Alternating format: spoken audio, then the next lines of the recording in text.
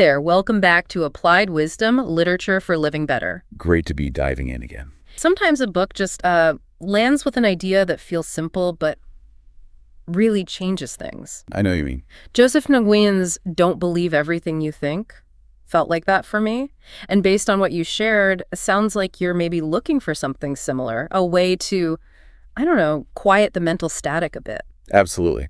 Finding that bit more peace day to day. Right. So our mission today is to really get into Nguyen's core ideas, unpack them, and see how they might offer some useful perspectives, well, for your own path.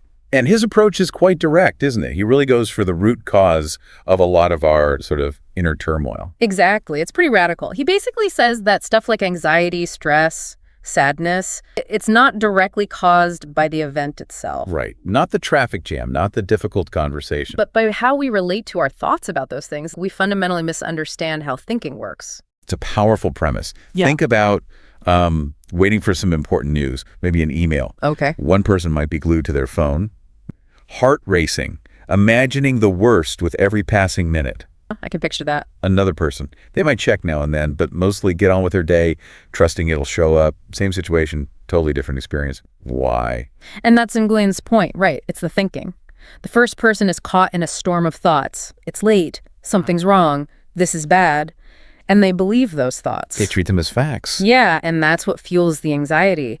The second person might have those thoughts pop up too, but they don't bite. They don't give them the same authority. He uses that projector analogy, which I think is really helpful. Oh yeah, explain that. So the mind is like a projector, constantly showing images, thoughts, worries, memories onto the screen of our awareness, Okay. which we take as our reality. But the suffering comes when we forget it's a projection, when we mistake the movie playing in our head for the actual unchanging screen. We get lost in the movie. Exactly. Lost in the thought images. And crucially, he says it's an innocent misunderstanding. It's not like we're doing something wrong on purpose. No, not at all. It's just a common way we've learned, or maybe been conditioned, to relate to our own minds.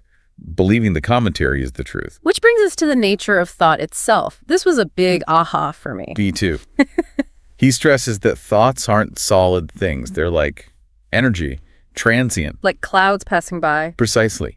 They just arise and disappear naturally if we don't grab onto them, analyze them, fight them. If we don't make them solid. For anyone really working on personal growth, seeing thoughts that way as just passing energy can be incredibly freeing. It really can.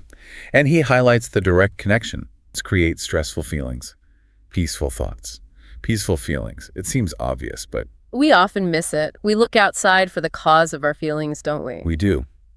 And then there's that feedback loop. You have a thought like, I messed up. You feel bad. And that bad feeling seems to prove the thought was right. Ugh, yeah. It locks it in. But if you remember, thoughts are impersonal. They aren't you, and they aren't permanent. You are the awareness watching the thoughts, not the thoughts themselves. Like watching leaves float down a stream. You're the stream bank, not the leaves. That detachment, even a little bit of it, makes a huge difference. Which leads to where Nguyen perhaps diverges from some self-help advice. Right, the idea of controlling or changing thoughts. Many approaches focus on managing negative thoughts, replacing them with positive ones. But Nguyen suggests that wrestling match can actually backfire. How so? I mean, that sounds counterintuitive if you're trying to feel better. Why would managing thoughts be bad? Well, his perspective is that by constantly fighting or trying to manage them, you're essentially saying these thoughts are real, powerful threats that I need to control. You're giving them importance just by fighting them. Exactly. Yeah. Like trying to hold that beach ball underwater. It takes constant effort. And the moment you stop focusing, pop, it comes right back up. It becomes this exhausting internal battle. Okay, that makes sense.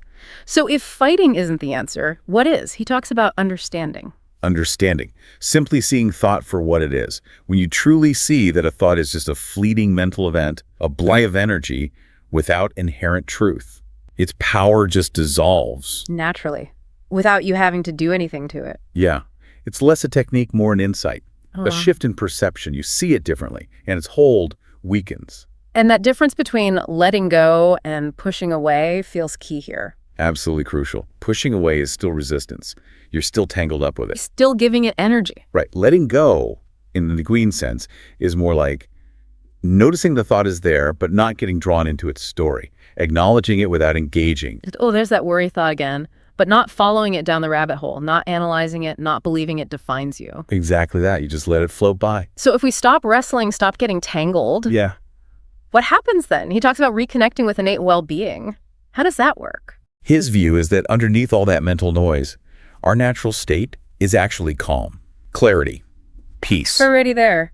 Not something we need to build or achieve. It's already there. It's our baseline. Yeah. It gets obscured by our heavy thinking, by our belief in stressful thoughts. When we stop taking those thoughts so seriously, that underlying calm emerges more. So accessing peace isn't about forcing positive thoughts, but about loosening our grip on the negative ones, believing them less. Precisely. Less belief, less engagement with stressful thinking allows that inherent well-being to come forward. Think about moments you feel present, maybe looking at nature or listening to music. Your mind is quieter, right? You probably weren't trying to think positive thoughts then. The stressful thinking just subsided for a bit and you felt, okay, present, calm. So let's bring this home for someone listening, maybe someone who picked this deep dive specifically looking for more peace. What are the key things to take away and maybe try? I think the biggest one is this. Your feeling right now comes from your thinking right now, not directly from what's happening outside. That's huge. So next time you feel stressed or upset, Yeah, pause and gently notice, what thoughts am I buying into right now? Just observe. No judgment. and remember those thoughts are just thoughts, like clouds. They aren't facts. They aren't you. They pass. Right. Don't identify with every single one.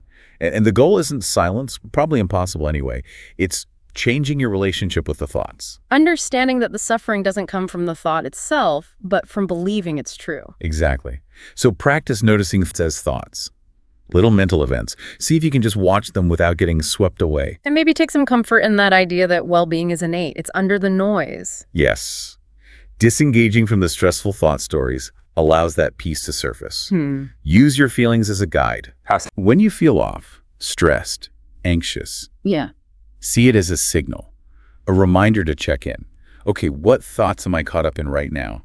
Rather than just blaming the situation or the feeling itself. Got it. And it's not about constantly doing something, right? It's more of a seeing. It's an insight, a shift in understanding how your mind works. That understanding itself does the heavy lifting over time. So as you go about your day after listening, maybe just notice, what thoughts are you treating as absolute truth? Could you maybe create just a tiny bit of space there? Just a little space between you and the thought story. Joseph Nemoyen's work really is a powerful invitation, isn't it, to experience our inner world differently, where we're not just tossed about by every thought. A very different, potentially much calmer way. Well, thank you for exploring this deep dive with us into Don't Believe Everything You Think. Really appreciate you joining in. My pleasure. Stay tuned for the next one. And hey, if this conversation helped or sparked something, please do like and subscribe. It genuinely helps the channel reach more people. Thanks again.